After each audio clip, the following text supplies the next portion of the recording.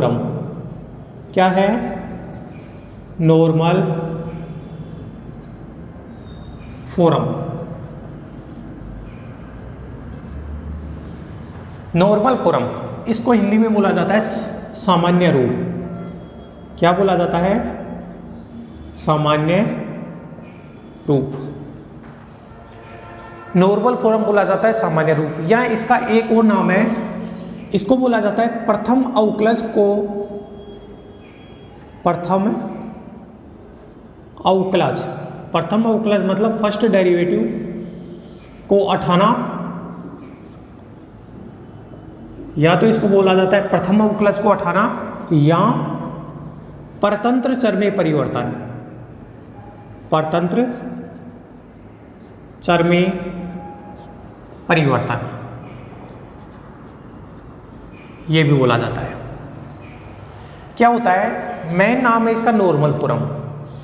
इसमें प्रथम डेरिवेटिव को उठा दिया जाता है, इस कारण इसको बोला जाता है कि प्रथम अवकलज को उठाना, या फिर ये जो अपन पढ़ेंगे इसमें जो डिपेंडेंट वेरिएबल y है उसको किसी अन्य डिपेंडेंट वेरिएबल में परिवर्तित कर दिया जाता है, तो इसका नाम परतंत्र चर में परिवर्तन ये भी होता है।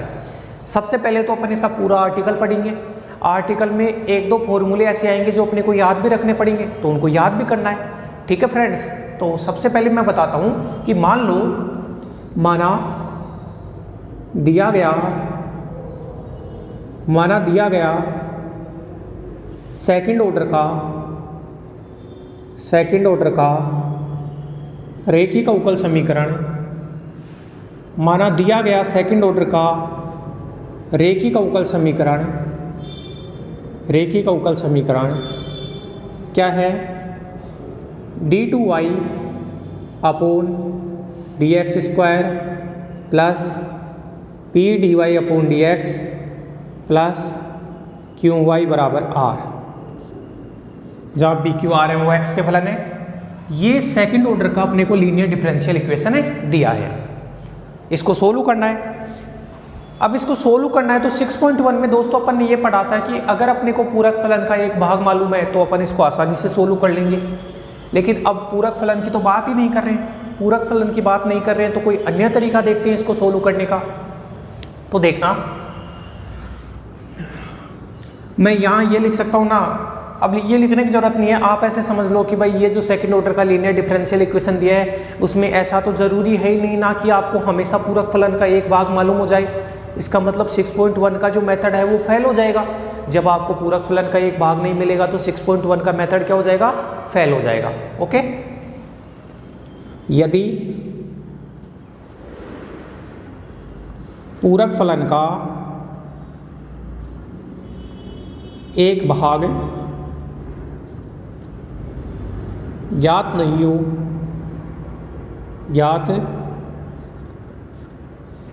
हो तब हम इस रैखिक अवकल समीकरण को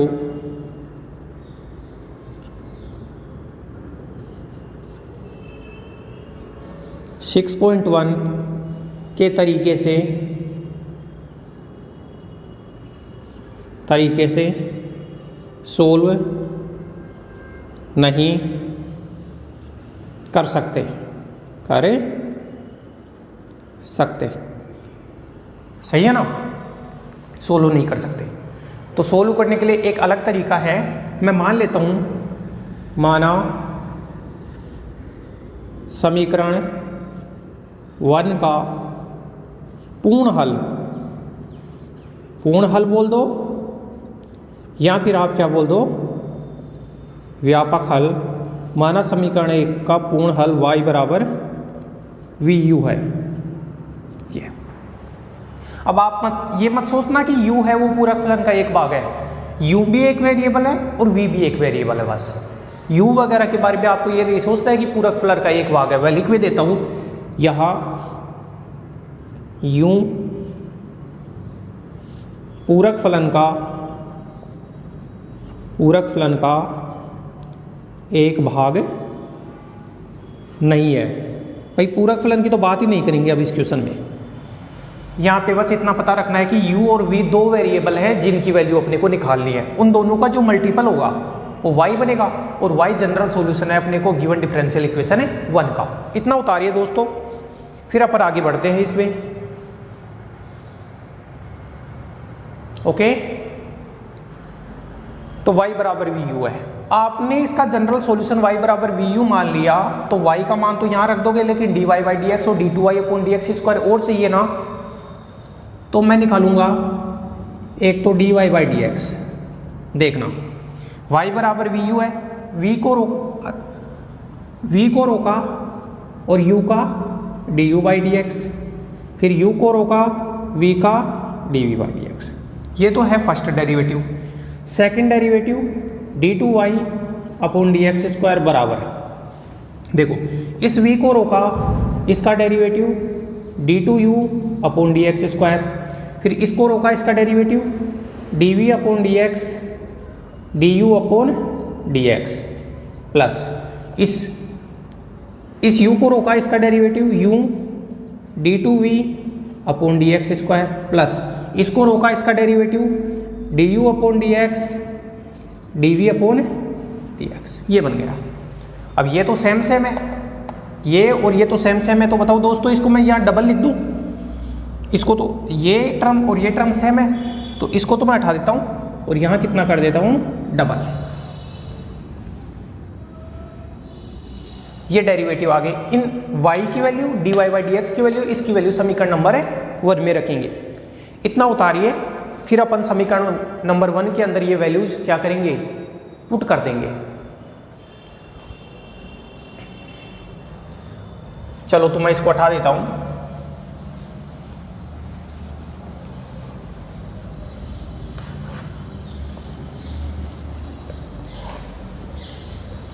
मैं यहां लिखता हूं पुट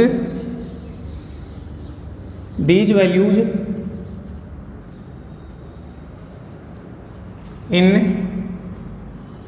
इक्वेशन 1। यहां पुट करना है d2y अपॉन dx स्क्वायर की जगह तो ये रख दो, पहले इसको लिख लो, कोई दिक्कत नहीं है। u d2v upon dx square, plus इस वाली टर्म को ऐसे लिख सकता हूँ ना, 2 du upon dx dv upon dx, plus इस वाली टर्म को v d2u upon dx square, plus dy by d x को p से गुणा करना है, तो ये बनेगा pv du by d x, और इसको p से गुणा करेंगे तो pu dv by d x, ठीक है। और q into y, q y की जगह कितना माना था, vu बराबर r। अब इसको हटा देता हूँ, सारी वैल्यू पुट हो गई, इसको दे दिया समीकरण नंबर 2। इतना आ गया। अब आप क्या करो कि जो d2v अपॉन dx स्क्वायर है उसकी टर्म्स को तो एक जगह कर लो। कहने का मतलब है यहां से देखो u d2v upon dx square को तो एक जगह किया, और dv अपॉन dx का गुणांक एक तो ये है 2 du अपॉन dx, और यहाँ से dv अपॉन dx का गुणांक कितना है pu, और dv अपॉन dx। कहने का मतलब ये टर्म भी आ गई और ये टर्म भी आ गई। इसके बाद में प्लस ये कितना है v d2u upon dx square, plus ये कितना है pv du upon dx, plus ये कितना है qvu बराबर r। इतना हो गया।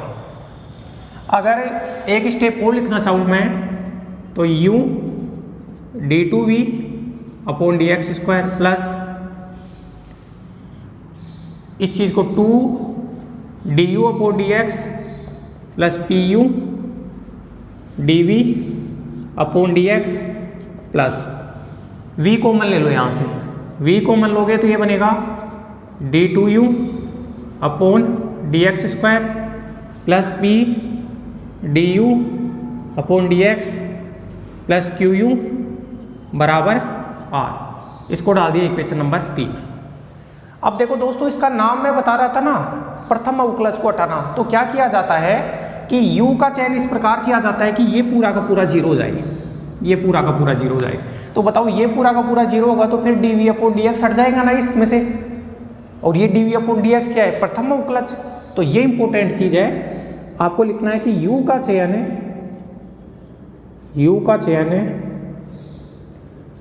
इस प्रकार किया जाता है कि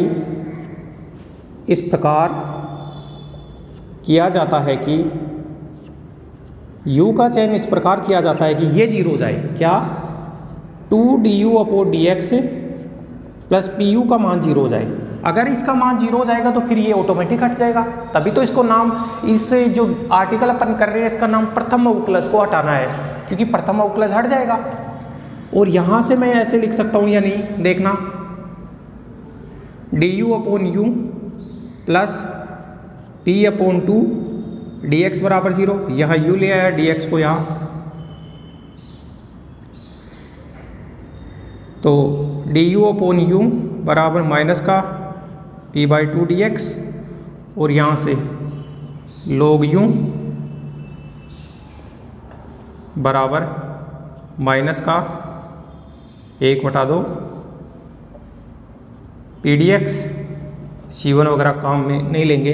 तो जो u का मान आया वो कितना आया है, log हटाऊंगा तो ये e की पावर में आएगा, तो उसको लिख दिया exp माइनस 1/2 इंटीग्रेशन pdx। बताओ, इस चीज़ को ऐसे लिख सकता हूँ भाई, log हटेगा तो ये आएगा। इसको बॉक्स में पैक कर लो, इस रिजल्ट को स्टार बना लो। आपको याद करना है u बराबर exp e की पावर माइनस 1/2 pdx, इतना उतारिए, फिर अपन आगे बढ़ते हैं दोस्तों। u का चयन इस प्रकार किया जाता है कि ये इक्वेशन 4 और इसको डाल दिए इक्वेशन 5, इतना उतारिए। अगर इसमें कोई डाउट है तो आप बताइए, वरना फिर अपन आगे बढ़े। u की वैल्यू को स्टार इसलिए लगाया क्योंकि u याद करना है। अब ये वैल्यू आप यहां रखोगे, तो मैं हटाता हूं यहां से,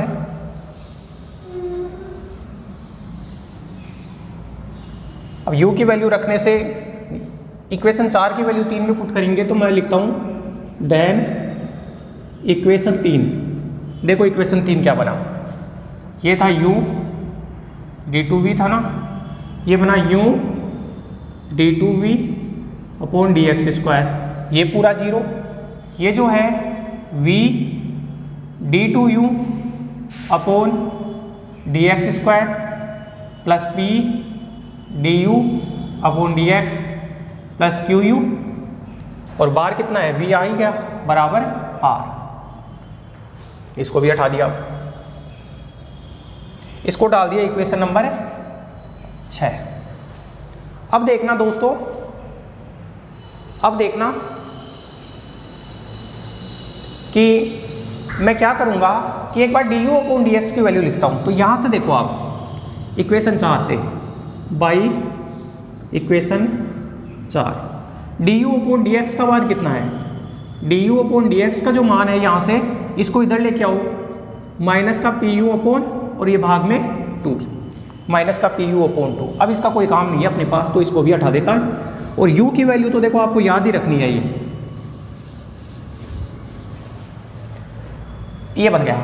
तो बताओ, अगर मैं d2u/dx² निकालना चाहूं तो आप क्या लिखोगे, माइनस का 1/2 तो बाहर, इसको लिखोगे p du/dx, भाई p को रोका, u का du/dx, u को रोका dp/dx, ठीक है। तो माइनस 1/2 du/dx की वैल्यू, ये वैल्यू उठा के वापस यहाँ रख दो, तो माइनस का 1p तो पहले से है, तो p²u/2 और प्लस का u dp/dx। अगर इसको गुणा कर देंगे तो ये कितना बना, p²u/4 और माइनस का u/2 dp/dx।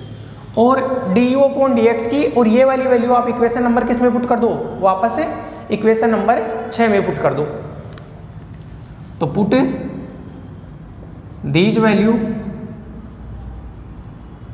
In equation 6, equation 6 में पुट करोगे तो देखिए इक्वेशन 6 क्या बनेगा। देखो ये कितना है, u d2v upon dx² plus v। अब देखो इसकी जगह तो ये मान कितना है, बट d2u अपॉन dx² की वैल्यू ये है ना, p² u upon 2 minus u/2 dp upon dx। ये वैल्यू तो यहाँ प्लस प्लस जो du अपॉन dx की वैल्यू आई है उसको p से गुणा करके लिखो, तो इसको p से गुणा करके लिखेंगे तो बनेगा माइनस का p² u/2 लिख दिया, प्लस ये कितना है qu बराबर r। ये वैल्यू और ये वैल्यू यहाँ पुट कर दी मैंने। ऐसा करने से तो ये तो कट गया, ये तो कट गया।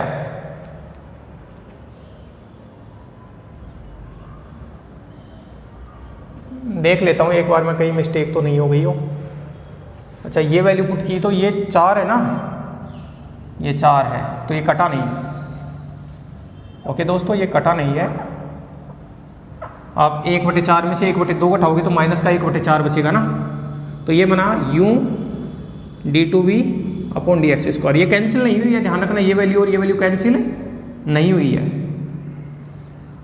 Plus v। ये तो माइनस का 1/2 और ये प्लस का 1/4, तो माइनस का 1/4 p² u।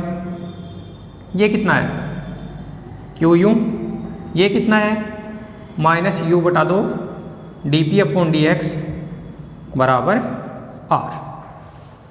ये कैंसिल नहीं हुआ था, ठीक है ना भाई। ये माइनस 1/2 1/4 तो ये हो गया। अब u का भाग दे दो इसमें पूरे में, तो ये बना d2v upon dx² plus v। u का इसमें भाग देंगे तो देखो इसको आगे लिख देता हूँ, u का भाग देंगे तो ये तो q माइनस ये कितना बचा 1/4 p², ये कितना बचा माइनस 1/2 dp अपॉन dx बराबर ये कितना बचा r अपॉन u। भाई u का पूरे में भाग देना है तो u कट गया और यहाँ भाग में u लग गया और ये बन गया इक्वेशन नंबर 6। इतनी चीज उतारिए, हो गया है अपना ये आर्टिकल। अब थोड़ा सा और बताना है इसमें।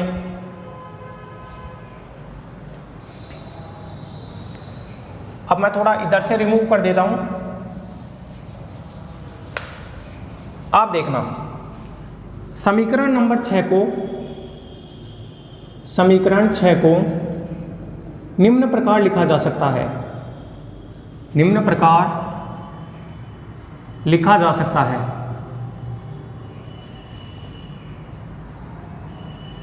कैसे लिखा जा सकता है देखना, इसको दोस्तों ऐसे लिख सकता हूं या नहीं, d2v अपॉन dx² प्लस इस पूरे को i मान लो, क्या मान लो i, प्लस i.v बराबर s। समीकरण 6 को इस प्रकार लिखा जाता है और इसको साथ दे दिया। वे यार i किसको माना, i माना है इसको, तो याद करना है i की वैल्यू है q minus 1/4 p² minus 1/2 dp upon dx, इसको याद करना है। और s का मान कितना है, s का मान है r अपॉन u, इसको भी याद करना है। इसको s नाम दिया है ना देखो, तो s का मान कितना है r अपॉन u, और u की वैल्यू अभी मैंने बताया था exp माइनस 1/2 इंटीग्रेशन pdx। ये अगर ये सारी वैल्यू याद है तो इनको यहाँ पुट कर दो और आसानी से इक्वेशन नंबर 7 को सोल्व कर लेंगे। मैं ये बोलूँगा समीकरण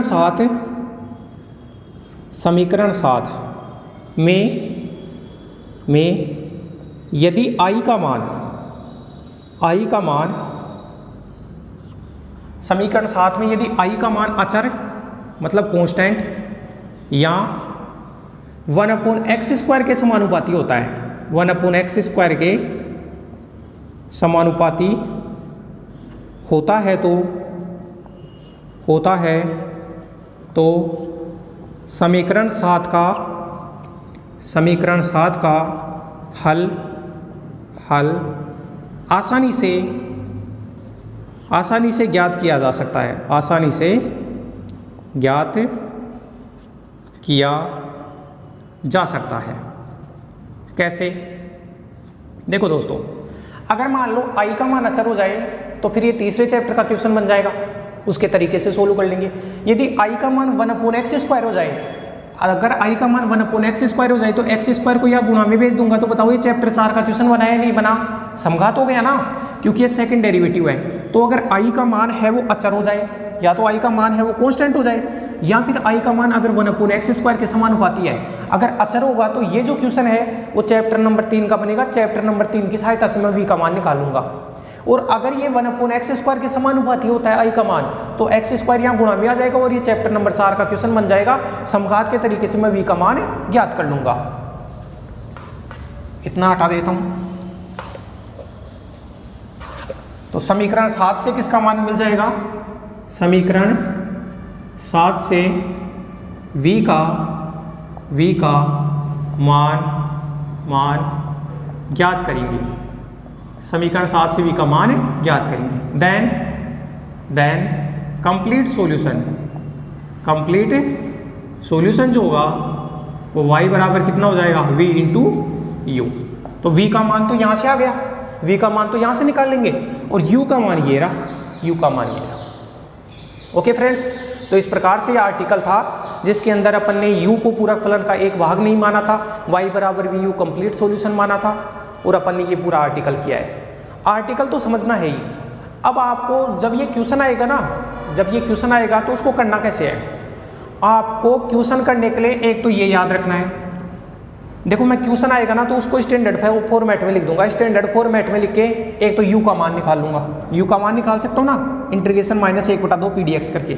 ये फॉर्मूला याद करना है, बिल्कुल याद करना है इसको। i बराबर होता है q - 1/4 p² - 1/2 dp/dx, याद करना है।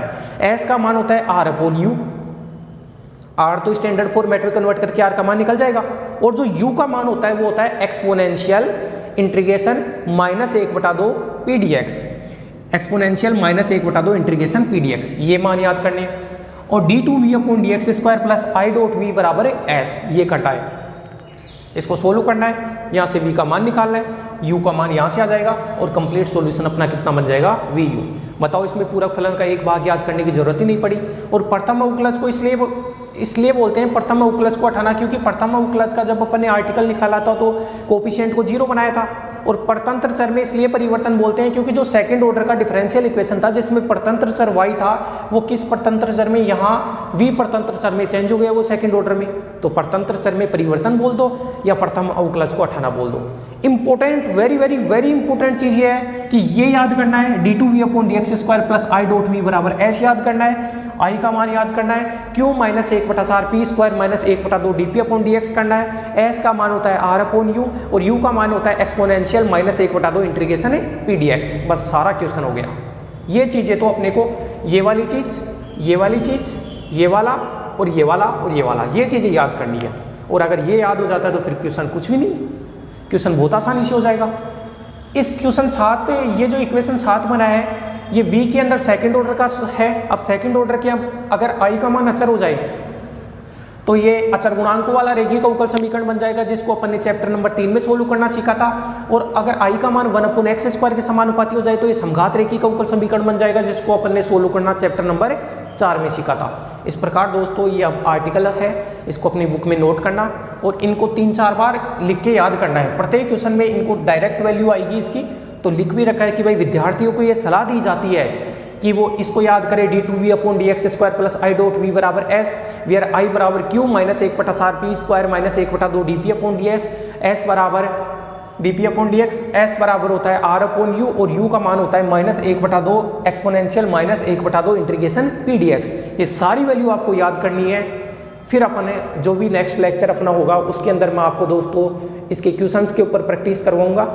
तो अगर आपको समझ में आया है सब कुछ तो वीडियो को लाइक करें, चैनल को अगर अभी तक आपने सब्सक्राइब नहीं किया तो सब्सक्राइब करें। ठीक है दोस्तों, धन्यवाद।